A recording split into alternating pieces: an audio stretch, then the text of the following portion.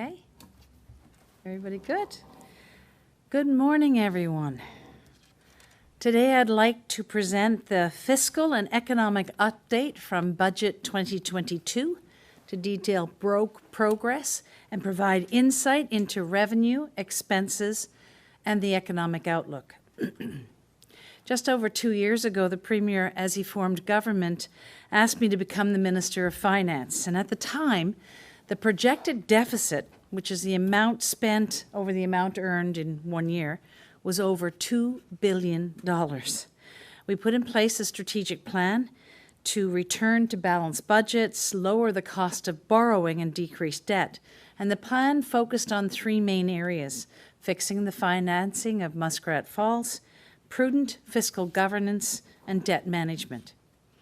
Through rate mitigation and a $5.2 billion agreement with the federal government, we've been able to address the concerns about the doubling of the cost of electricity due to Muskrat Falls. And through prudent fiscal governance, including expenditure controls, transformation and modernization of government, strengthening the role of the Auditor General, and introducing balanced budget legislation, we are addressing the cost of government and returning to balanced budgets. And through responsible debt management, including effective treasury management, improving liquidity, optimizing investment performance, and establishing a future fund, we're addressing the province's long-standing and difficult debt situation.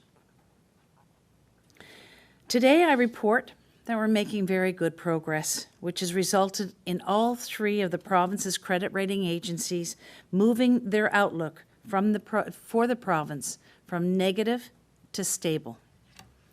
I'm pleased to advise that the government of Newfoundland and Labrador is reducing debt and borrowing and contributing to a future fund as a result of strong fiscal and economic outlook for 22-23.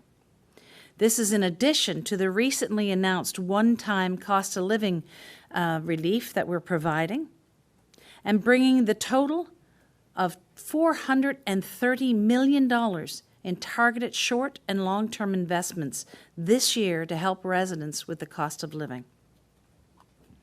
Government is projecting higher than forecast revenue by $1.33 billion for the fiscal year ending March 31st, 2023, primarily due to offshore royalties, corporate and personal tax, as well as which has resulted from a stronger economy. It is important to note that the 2022 increases in corporate and personal income revenues are due to significant improvement for the outlook for 2022. This is not expected for 2023. We are also holding the line on budget expenses, with the exception of the one-time cost of living relief for residents, increases negotiated in the collective bargaining process, as well as increased costs for the regional health authorities. In Budget 2022, we anticipated a Brent oil price of US $83 per barrel. As of this fall update, we have adjusted our oil price forecast to US $102 for 22-23. This oil price forecast is based on the average of 11 individual oil price forecasts. Royalties are not just reliant on price, but also on production, which is forecast to be slightly higher than projected in Budget 2022. Importantly, the projected increase in revenues enables government to reduce net debt to $16.04 billion, a reduction of $1.01 billion from the original budget of 2022 estimate of $17.05 billion. Borrowing requirements are reduced from $2.7 billion to $1.8 billion. I'm also announcing today our intention to contribute $107 million to the newly established Future Fund based on non-renewable resource royalties received in 21-22, as specified in the regulations.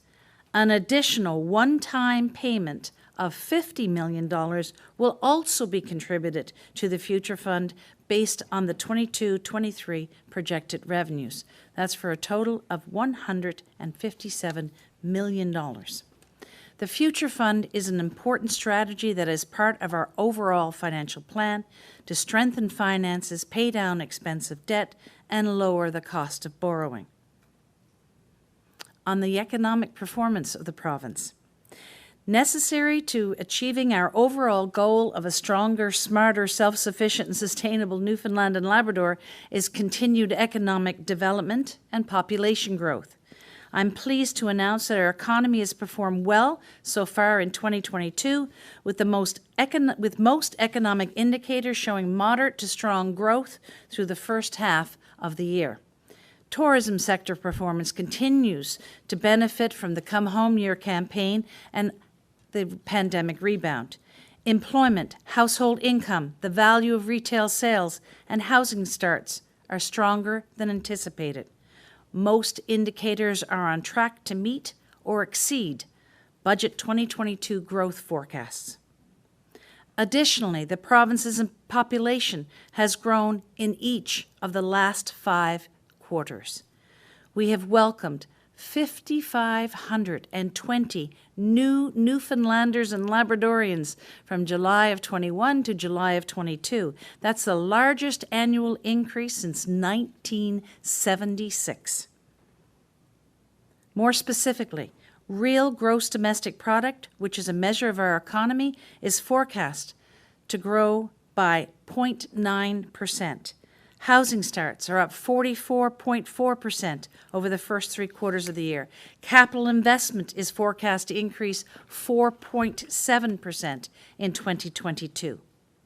The labour market in Newfoundland and Labrador performed well through the first 9 months of the year, with employment exceeding pre-pandemic levels and the unemployment rate falling to 8.2% in September, the lowest rate since consistent records began in 1976. Our economy has performed well at the time when global supply chains continue to be strained. The war in Ukraine is slowing recovery in advanced economies, and the higher inflation has resulted in higher prices for food, automobiles, and gas. Looking forward, economic activity in Newfoundland and Labrador is expected to remain strong in the province for the remainder of 2022. Major oil project investment and employment are expected to rebound, and there have been positive announcements concerning future energy development opportunities in wind and hydrogen. Additionally, the tourism industry is expected to see continued growth. We are optimistic about the medium to long term with opportunities in oil and gas, mining, wind energy, ground fish, aquaculture, technology, film, and video industries are all expected to increase economic activity. Equinor's Beta Nord project was released from the environmental assessment earlier this year, and Cenovus Energy has announced plans to restart the West White Rose project. There is also potential in oil and gas exploration, including new discoveries and tieback opportunities for existing projects. With a positive outlook expected for the economy for the remainder of 2022, we wish all the best to small businesses in our community during Small Business Week. We're fortunate this year to have projected increase in revenues, primarily due to increases in offshore oil royalties and in tax revenues. This has helped us with the one-time cost of living relief check that we're providing to residents, and has helped us reduce our debt and borrowing requirements. We are also committing our first contribution to the newly established Future Fund to start putting aside revenues to strengthen our finances, pay down expensive debt, and lower the cost of borrowing. While we're in a better fiscal situation in 2022 than we had anticipated, we still must continue on our path to achieve a stronger, more sustainable Newfoundland and Labrador, to hold our expenses in line and to invest strategically. Thank you. Lots of positivity, Minister, in this announcement. How much of this is expected to continue, and should people be, I guess, breathing a bit of a sigh of relief about the economy right now? Well, we all know that there are headwinds showing across the global economy, with discussions and talks about the possibility of a recession globally. We're well positioned in Newfoundland and Labrador. I gave you what we're looking forward to in terms of economic development, but we have to be really reasonable and responsible, knowing that there are headwinds that we're seeing across the global economy, and how that translates to Newfoundland and Labrador is yet to be seen. We're hopeful that it won't have as strong of an impact, but that is yet to be seen. But we are seeing good, solid signs of economic development in the province. Given how much the fiscal and economic picture has changed in just 6 months, how certain can you be that in another 6 months' time, we're going to be back in deficit mode and these predictions are not really going to play out? Well, just so that you're aware, these are one-time revenue increases. I believe, as you are aware, oil and gas revenue projections, we had budgeted for $86 a barrel. We're coming in at 102. So, and for every dollar, it's worth $14 million to the Treasury. So I will say that is one time. Because, of course, when you budget next year, we'll have a different forecast based on what's happening, globally at that time, and using 11 different forecasters. And we are getting, a significant amount of revenue from what a corporate income tax and personal income tax that was unexpected. We have nationally a stronger economy than was anticipated. And so therefore, what you're seeing across the country, these kind of one-time resets in terms of revenue on corporate income tax and personal income tax, and they'll normalize likely next year. So yes, we're taking in more revenues this year, and that's contributing to our surplus. But what I will say is when you budget next year, we'll be looking at a different scenario. So I will say that in budget of 2022, which was 6 months ago or so, we had anticipated a deficit next year. We'll see how that plays out as we move forward now to next year's budget. The deficit is still very much a possibility? It could be. I don't wish to speculate at this point. It's far too early to speculate what the budget will be in the spring of 2023. But I will say that we do recognize these are one-time revenues that we are receiving from corporate and personal income tax increases, mostly based on a stronger economy. And we're seeing that across the country. So again, I don't want to predict at this point in time what we'll be seeing next year. Things will continue to unfold in the next number of months. Is that fair? Yeah, okay. In the technical briefing, we heard that Treasury isn't quite as exposed to rising interest rates as certain companies or households are. Can you talk a little bit about why that is and why these rising rates might not hurt the province quite so much? Well, it depends on how, we're looking at an extensive borrowing program. I can tell you, and I'll just look up my note as to how much our rates are this year. Our average fixed bond rate, our average fixed rate bond in 2021, for example, was 3.255. In 2022, it's actually slightly lower than that at 3.136%.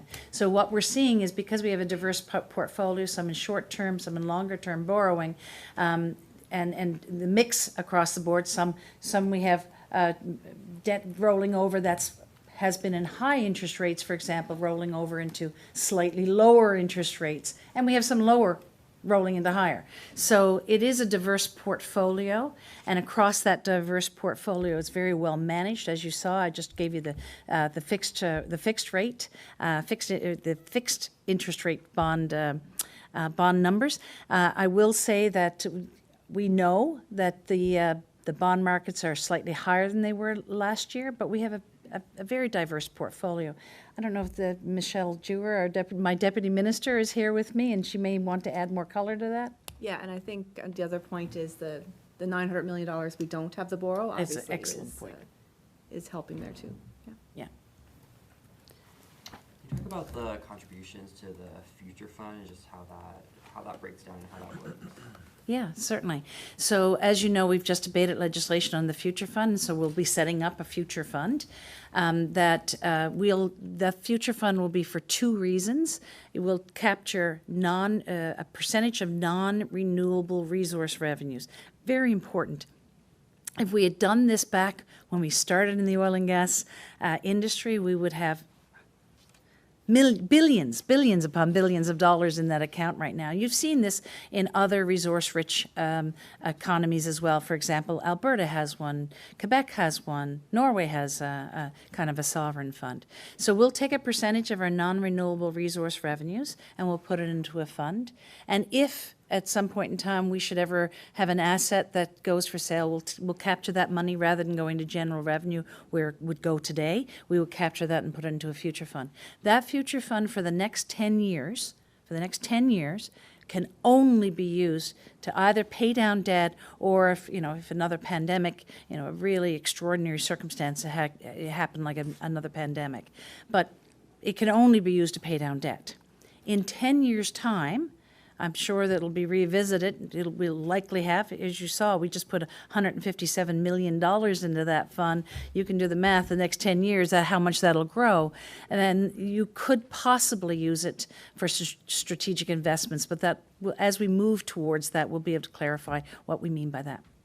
So how did you decide on the 170 or 157 million? Okay. Yeah. Oh, certainly. 107 million is based on non-renewable resource revenues from last year, and that's what the formula from the bill itself, the act itself requires. So that's how my deputy minister would have looked to see, okay, how much is non-renewable resource revenue going to be based on those public accounts. And we also then, as per the legislation, we were able to we decided to take an extra $50 million because we're having a particularly strong year and put it in the future fund, and that's permitted under the Act as well. Just wondering about, I asked in the technical briefing about the increase in personal income.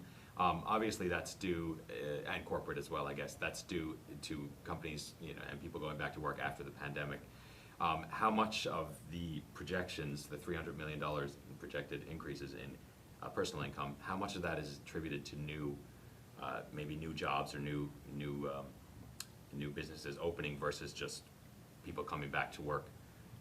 Do you have any info about it? Yeah, we wouldn't be able to break it down to that granular level, to be quite honest with you. I mean, as I've pointed out, we're having a stronger economic output and a stronger economy than we have seen, than we had anticipated. We're having lower unemployment than we had anticipated, going back to, my goodness, 1976, I believe I said. So you can anticipate that a good percentage of that is because of that stronger economy and because that we have lower than anticipated unemployment. So yes, there's strength there. But this is a kind of the way the tax system, and I'll turn this to Deputy Minister Michelle Dewar in a moment, but because of the way we forecast corporate income tax and personal income tax in the budget, because of that stronger performance, we're getting, kind of a one-time, if I can use that term, increase in those revenues. We're not anticipating that as much next year because, of course, we'll be in a different budgeting cycle. So based on the forecast for this year, it's a stronger economy, therefore the corporate income tax and personal income tax is higher. Anything you want to add to that? Just to say as well that that's something that's been seen across the country in other provinces as well, not just in Newfoundland, but it's like kind of catch up, and people did better, companies did better than anticipated during COVID. And add to that our higher than anticipated oil and gas revenues, and that's what's driving the revenue. You mentioned the unemployment figures being the best at 76 when they first started being reported that way. Population was also cited to 76. Is that also because we weren't reporting population growth the same way back then? Or was 76 just a good year for I population I growth? couldn't, I don't know if there's a correlation between the two dates. It is odd that it, No, it's but I not. do, It's- there's no correlation? No correlation between the two dates. Somebody in the back just told me. No correlation between the two dates. It's just coincidence. But in 1976, the labor force survey began for the province, and that's why we have those numbers for unemployment. 2 years ago, in the budget, the price of oil was forecasted $64. Now it's $102. Big difference. How much of a worry is it for government that we continue to rely on such a volatile resource to pay for basic services? That's one of the reasons why we wanted to make sure we had a future fund, because we want to capture any upside and put it towards, either paying down debt or future opportunity for Newfoundland and Labrador. Far too often in the past, there have been years when we had $2.5 billion in revenue. By the way, that year, they still had a deficit, unbelievably. But, we want to capture the upside. So when you have higher than anticipated earnings in oil and gas, you actually capture that for the future fund. In our base budget, generally in the last number of years, between $800 and $1 billion of our budget is oil and gas revenue, which is significant. But we want to capture some of that non-renewable resource money and put it in a future fund to pay down debt. Because remember, we still have an extremely high debt burden in the province, and our cost of borrowing is extremely high. Can I ask you, given the cost of servicing the debt currently is so high, the logic of not paying down the debt immediately and keeping it in a fund to pay down the debt later, is that? Yes, you am just I got to confusing remember things? that our debt is in bonds. So as bond, you have to wait for the bond to mature in order to pay it down on debt. So basically, you're holding it in a future fund to pay it down on debt, right? So it's not like you can walk in and pay it down on your line of credit. It's more that you have to wait for your bond to mature. So it's in the future fund earning interest while we're waiting for that bond to mature to pay it down. So that That bond helpful? matures in 2025, we could maybe just pay instead of issuing new debt. to cover it. Absolutely, absolutely. Which is actually what's happening this year. We have, we've moved our borrowing from 2.7 down to 1.8. So we're basically just pay. We have to borrow money to pay for old debt. So now with the future fund, you'll be able to pay down debt as it matures. And you have to remember also that about 75% of our bonds start to mature don't mature until 26 and beyond. Is there really like a future fund though, if we're using it to pay down debt rather than keeping this for, as you said, like future generations? I would argue that it is, because as we spend approximately $1 billion a year on interest on interest in our debt. So imagine if we didn't have to spend that, in a budget. You'd have that money to be able to invest in programs, services, requirements, opportunities for Newfoundland and Labrador. So even though so if you have a future fund and you use it to pay down debt, you're freeing up the money that you would have that you would pay on interest. And you're also with that discipline that you're instilling of taking a percentage of your non-renewable resource revenues and putting it aside. That fund will continue to grow. So it is for the future. It will help future generations.